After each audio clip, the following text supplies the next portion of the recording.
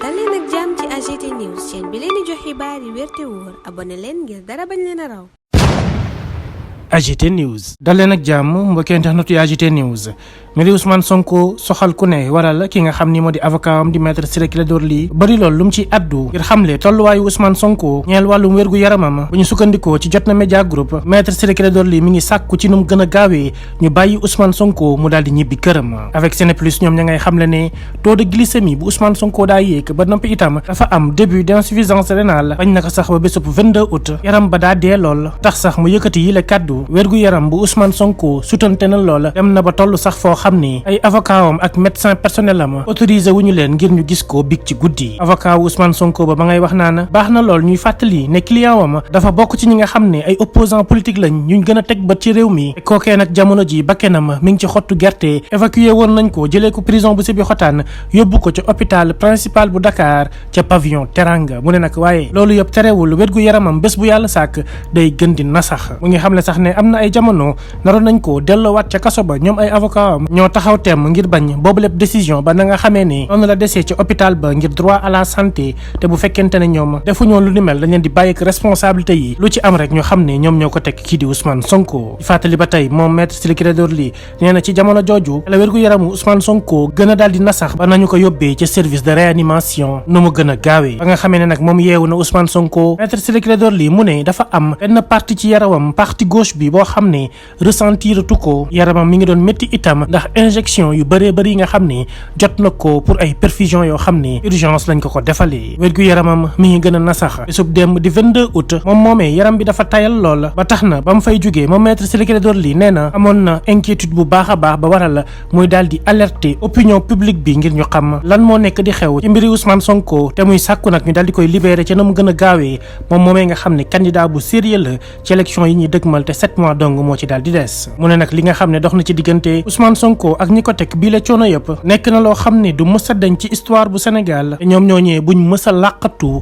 bés bu seen nguur jeexee ci li nga xam ne dafa ñeel état de droit wala boog lépp loo xam ne dafay ñeel wàllu àq ak yelleefu doomu aadama yi loolee ma waral moom maître Ciré Clédor Ly mi ngi woo ñi nga xam ne ñoo di autorité yi ngir ñu saytu wérgu-yaram bu Ousmane Sonko te jéem koo libéré nu mu gën a gaawee ndax bakkenam mi ngi ci xottu gerte dikk na itam ci situation bi nga xam ne Cheikh Bara Ndiaye ak Hannibal Djim ci la ñu daal di nekk ñoom ñooñee nga xam ne itam seen wérgu-yaram na sax na lool ba jaaxal ko itam maître Ciré Clédor Ly noppeegul ma ngay addu ci lu ñeel Bassirou Diomaye Faye Amy Dia Fadilou Keita ak Maymouna Dièye ak ñeneen ñi nga xam ne ñoo fa daal di nekk muy samp aw laaj naan ndax amuñu droit ñu daal di leen juger ci délai yu raisonnable wala boog ñu libérer leen bu ñu sukkandikoo ci exigence yi nga xam ne pacte international bi nga xam ne moo ñeel lu jëm ci droit civil et politique moo ko daal di tëral maître Ciré Clédor Ly mel ni ku naan l'arbitraire a atteint ses limites loolu mooy li nga xam ni tukkee na ci maître Ciré Clédor Ly nekk avocat bu Ousmane Sonko. AGT News. Un appel pressant pour la libération immédiate d'Ousmane Sonko.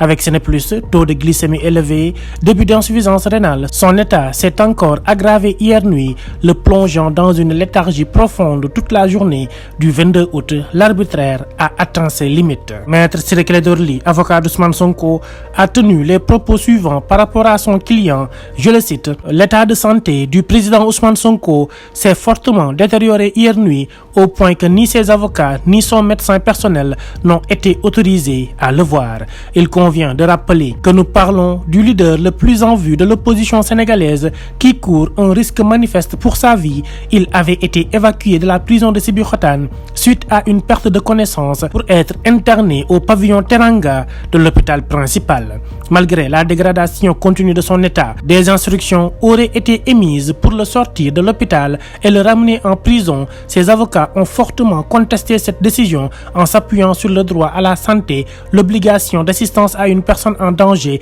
et la responsabilité inhérente à la mise en danger de la vie d'autrui, notamment certaines de ses affections comme un taux de glycémie élevé et le début d'une insuffisance rénale n'avaient pas été traités. C'est dans ce contexte que le président Sonko a de nouveau sombré dans le coma et a été transféré en urgence en réanimation. Lorsqu'il a repris connaissance, il m'a informé qu'il ressentait une paralysie de toute la partie gauche de son corps. Il souffrait également des nombreuses injections reçues pour des perfusions urgentes. Son état s'est encore aggravé hier nuit, le plongeant dans une léthargie profonde toute la journée du 22 août. Hier, en le quittant, J'étais très inquiet. J'ai alors alerté l'opinion publique, soulignant l'urgence de sa libération, d'autant plus qu'il est un des candidats sérieux à l'élection présidentielle dans 7 mois. Les épreuves qu'il a subies, le risque imminent pour sa vie face à l'indifférence de ceux qui détiennent le pouvoir seront gravés dans l'histoire. Lorsque le règne prendra fin, qu'il ne se cache pas derrière l'état de droit ou d'autres préceptes fondamentaux, j'appelle les autorités à vérifier l'état de santé du président Sonko et à le libérer. Sa vie est en jeu. La situation de Cheikh Bara Ndiaye et Hannibal Djim, eux aussi en réanimation depuis plusieurs jours, est également préoccupante. Bassirou Diomaye Faye, Amy Dia, Fadilou Keïta et Maïmouna Dièye, entre autres, n'ont-ils pas aussi le droit d'être jugés dans les délais raisonnables ou libérés conformément aux exigences du pacte international relatif aux droits civils et politiques? L'arbitraire a atteint ses limites. Maître Ciré Clédor Ly, avocat, membre du collectif de la défense du président Ousmane Sonko, AGT News.